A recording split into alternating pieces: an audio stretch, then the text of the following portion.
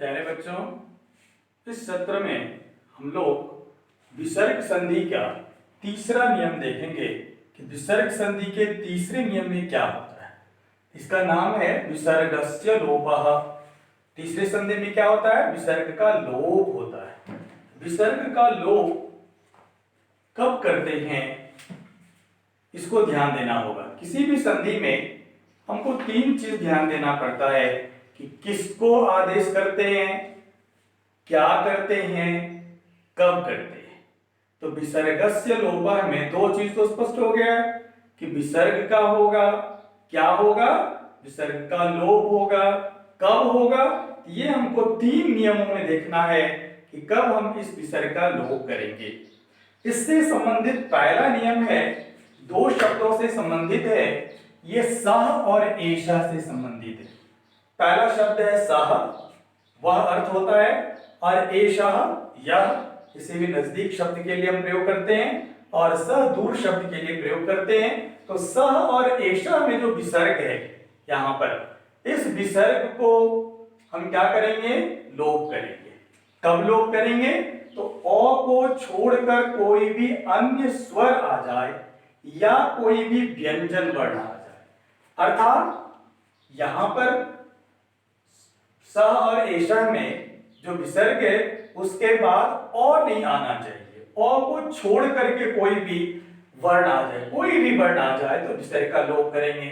जैसे सह प्लस हसति, सह में यहां पर विसर्ग है, इस विसर्ग को क्या करेंगे? लोप करेंगे। लोप करने क्यों करेंगे? क्योंकि बाद में ह है, व्यंजन वर्ण है, इसका लोप कर दिए तो सौ हसति। अब ये लोप का अर्थ क्या होता है? लोप किसको कहते हैं? तो लोप एक संज्ञा है, नाम है। किसका नाम है?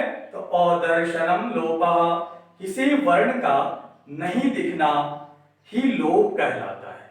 इसलिए यदि कोई वर्ण नहीं दिखाई दे तो उसको हम लोप कहते हैं। यहां पर हम कोई वर्ण लोप कर देते हैं, अर्थात वो दिखाई नहीं पड़ता है। तो जैसे सह प्लस हसति में विसर्ग का लोप हो गया, ये उदाहरण बन गया सौ हसति। एषः प्लस इच्छति, एषा शब्द है, ये नियम सह और एषा से संबंधित है। विसर्ग का लोप हो गया क्योंकि बाद में यहाँ पर ई है, अ को छोड़कर कोई स्वर है, तो एष इच्छति। अब जैसे रहेगा सह प्लस गच्छति, सौ गच्छति, एषः प्लस धावति, एष धावति। यहाँ पर कोई भी वर्ण सह और एषा के बाद अ को छोड़कर आता है तो विसर्ग का लोप करते हैं। तो ये पहला नियम सह और एषा शब्द से संबंधित है, इसके विसर्ग का लोप करता है। दूसरा नियम है कि विसर्ग के पहले यदि अ आ जाए, अ रहेगा यहां पर, और विसर्ग के बाद अ को छोड़कर कोई स्वर रहेगा।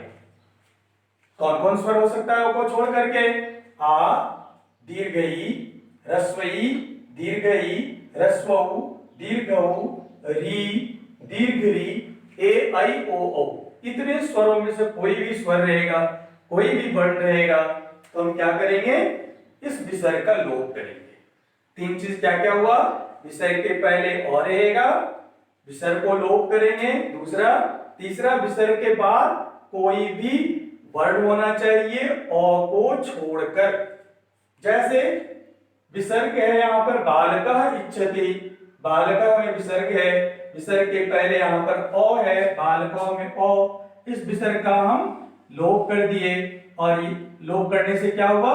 इसका अदर्शन हो गया, इसका दिखाई नहीं दे रहा है ये बन गया बालक इच्छति। अब यहां पर क्या होता है कि अ और ई मिलकर के एक गुण संधि की प्राप्ति होती है। यहां पर गुण संधि होना चाहिए, लेकिन ये नियम है व्याकरण में, संस्कृत व्याकरण में, कि वृद्धि संधि होने के बाद कोई भी स्वर संधि का काम नहीं होता है। जैसे ही स्वर संधि होने के लिए आएगा, यहाँ पर जो हम लोप किए हैं और दर्शन किए हैं, विसर्ग उसका दर्शन होने लगेगा, वो वहां पर आ जाएगा। इसलिए बालक अलग, इच्छति अलग, यहाँ पर गुण संधि नहीं होगी। दूसरा उदाहरण है अर्जुना उवाच। यहाँ पर विसर्ग के पहले अ है और विसर्ग के बाद उ है, अ को छोड़कर कोई स्वर वर्ण है, ये यहाँ पर उ है, इसका लोप कर दिए, ये शब्द बन गया अर्जुन उवाच। नृपः प्लस ऐच्छत्, राजा ने इच्छा की, तो ऐच्छत में ऐ है, विसर्ग के पहले नृपा में अ है, तो पहले अ है और बाद में ऐ है, तो विसर्ग का लोप कर दिए। तो क्या हो गया, नृप ऐच्छत, शिष्य प्लस आगतः, विसर्ग के पहले अ है, विसर्ग के बाद आ है, ये आ, इसलिए विसर्ग का लोप हो गया, तो शिष्य आगतः। तो दूसरी संधि में क्या देखा हम लोगों ने कि यदि विसर्ग के पहले अ रहे और विसर्ग के बाद अभिन्न स्वर आ जाए तो विसर्ग का हम लोप करते हैं।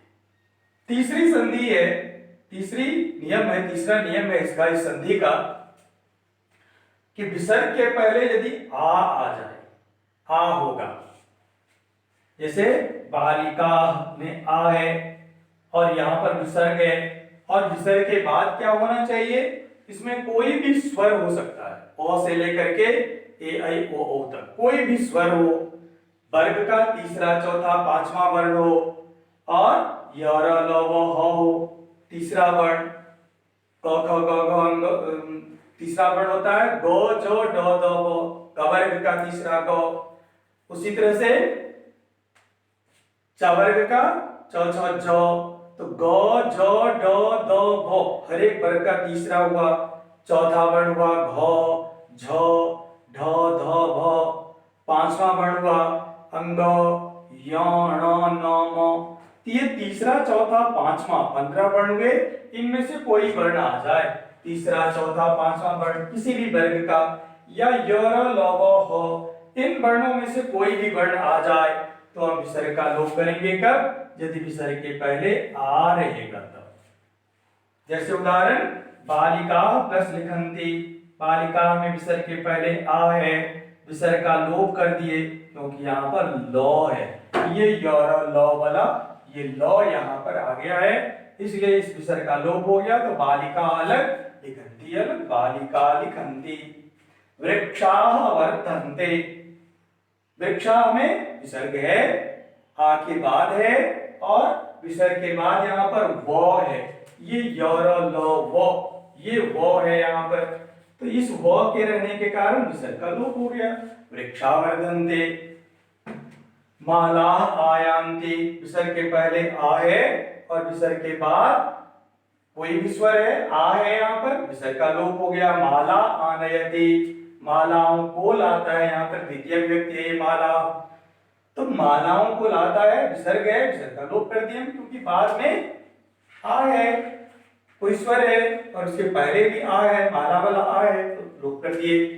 यहाँ पर छात्रा आगता में छात्रा आ है, यहाँ पर विसर्ग के पहले और विसर्ग के बाद भी आ है, दोनों तरफ आ है, तो विसर्ग का लोप कर दिए। जैसे छात्रा प्लस आगता शब्द क्या बन गया, छात्रा आगता।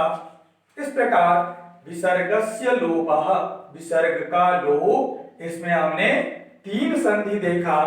पहली संधि है और एषा और स से संबंधित, दूसरा है अ से संबंधित, तीसरा है आ से संबंधित। तो विसर्ग के पहले अगर ये तीनों वर्ण दिख जाए तो हम विसर्ग संधि के बारे में, लोप के बारे में सोच सकते हैं।